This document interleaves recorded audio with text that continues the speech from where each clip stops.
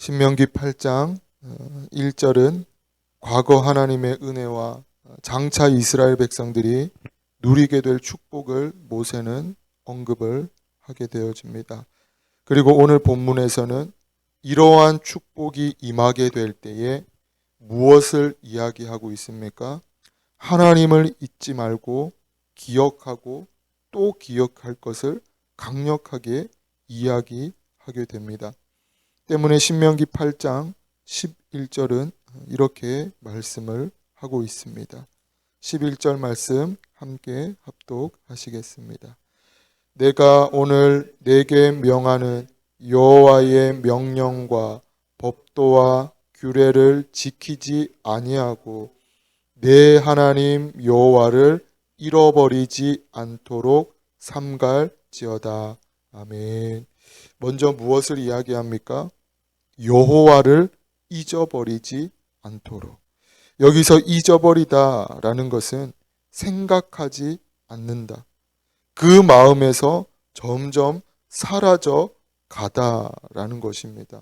즉 하나님을 생각하지 않고 그 마음에서 사라지지 않도록 무엇을 하라라고 말씀합니까? 삼갈지어다. 여기서 이 삼갈지어다라는 것도 스스로를 경계해라, 스스로를 살피라라는 것이죠.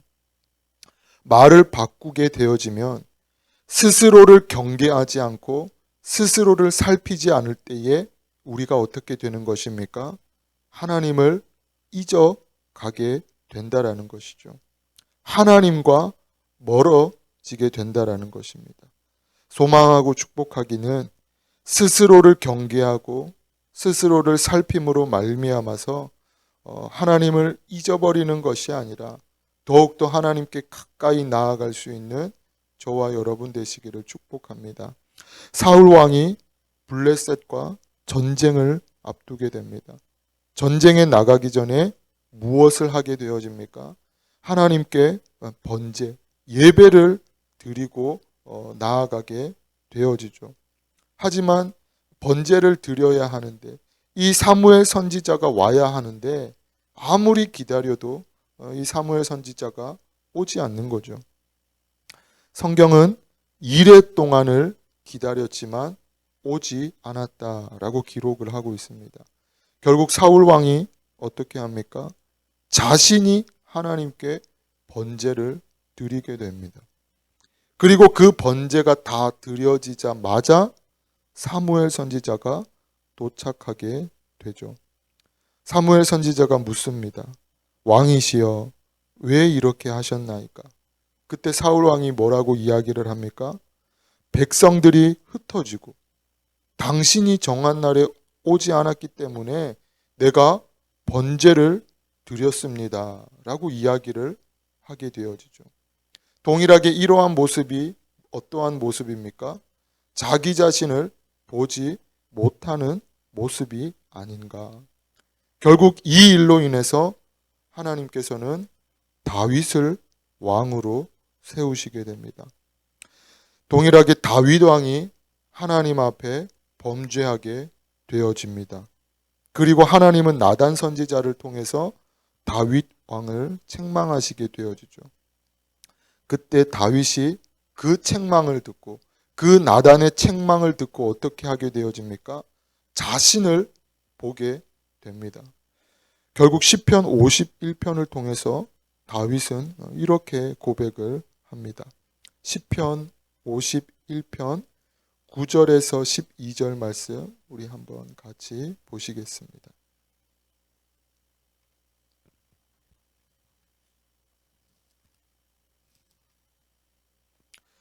시편 51편 9절에서 12절 말씀 함께 합독하시겠습니다.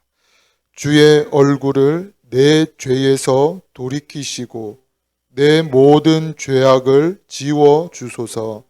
하나님이여 내 속에 정한 마음을 창조하시고 내 안에 정직한 영을 새롭게 하소서.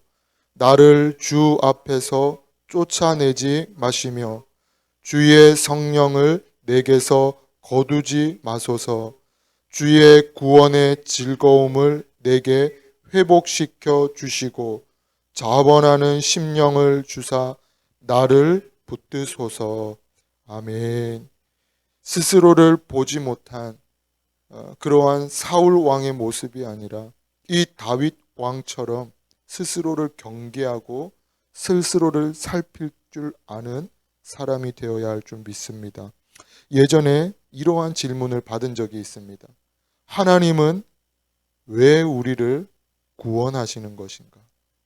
하나님은 무엇이 아쉬우셔서 우리를 구원하시고 우리를 위해서 지금도 이토록 역사하고 계시는 것인가? 어떻게 생각하십니까? 왜 하나님은 우리를 구원하시는 것인가? 구체적인 답을 성경에서 찾아볼 수는 없지만 이와 비슷한 내용을 찾아본다면 애굽 땅에서 이스라엘 백성들을 출애굽하신, 즉 이스라엘 백성들을 구원하신 목적이 무엇인지를 살펴보면 동일하게 우리를 구원하시는 목적도 우리가 조금은 생각해 볼 수 있겠죠. 질문을 바꾸면 하나님은 왜 이스라엘 백성들을 애굽 땅에서 출애굽 시키신 것인가? 돈이 필요하셔서 그런 것인가? 그들의 헌신이 필요하셔서 그런 것인가? 아니면 그 이스라엘 백성에게 하나님의 어떤 그러한 높임을 받으시기 위해서 그들을 출애굽하시고 구원하신 것인가? 그들을 통해서 멋있는 교회의 건물을 세우기 위해서 그들을 출애굽하신 것인가? 출애굽 29장에는 이렇게 말씀을 하고 있습니다. 우리 출애굽 29장도 한번 찾아보시겠습니다. 출애굽기 29장 45절에서 46절 말씀입니다. 함께 합독하시겠습니다. 내가 이스라엘 자손 중에 거하여 그들의 하나님이 되리니 그들은 내가 그들의 하나님 여호와로서 그들 중에 거하려고 그들을 애굽 땅에서 인도하여 낸 줄을 알리라. 나는 그들의 하나님 여호와니라. 아멘. 하나님께서 왜 이스라엘 백성들을 애굽 땅에서 출애굽시키신 것입니까?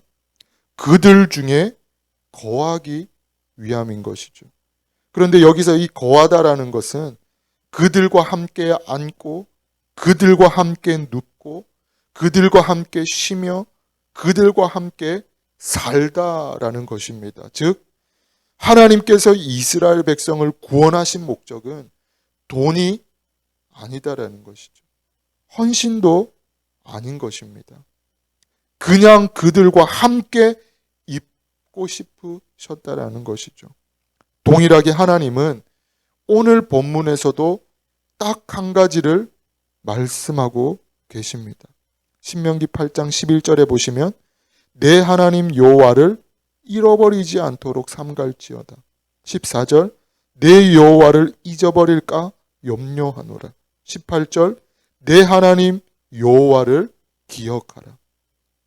내 생각과 내 마음에서 하나님이 사라지지 않게 하라라는 것이죠. 스스로를 경계하고 스스로를 돌아보아라라는 것입니다. 때문에 이어서 모세는 12절과 13절을 통해서 이렇게 말씀하고 있습니다.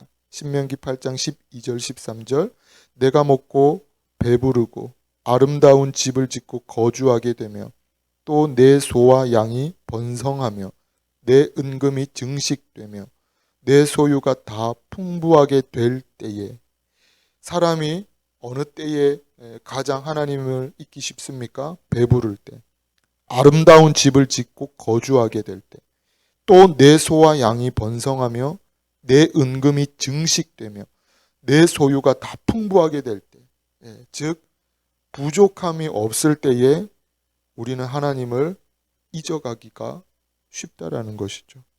결국 이러한 상태가 지속되고 반복되면 어느 지경에까지 이르게 되어지냐? 17절 후반절에 보면 이렇게 말씀을 하고 있습니다. 내 능력과 내 손의 힘으로 내가 이 재물을 얻었다 말할 것이라.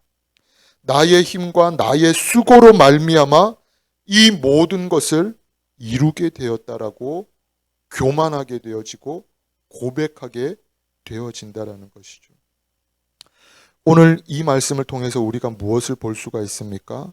부요할 때, 풍요로운 그때에 여호와 하나님을 잊지 않도록 나의 생각과 마음에서 사라지고 멀어지지 않도록 스스로를 경계하고 스스로를 살펴야 할 줄 믿습니다. 그렇다면 마지막으로 우리가 어떻게 해야 하나님을 잊지 않고 우리의 생각과 마음에서 사라지지 않게 할 수 있는 것인가? 다른 것이 아니라 하나님의 은혜를 기억하면 되는 것인 줄 믿습니다. 나를 구원해 주신 그 하나님의 은혜를 기억하는 것이죠.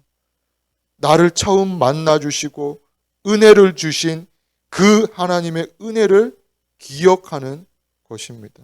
뿐만 아니라 나의 기도에 응답해 주신 그 하나님의 은혜를 기억하는 것이죠.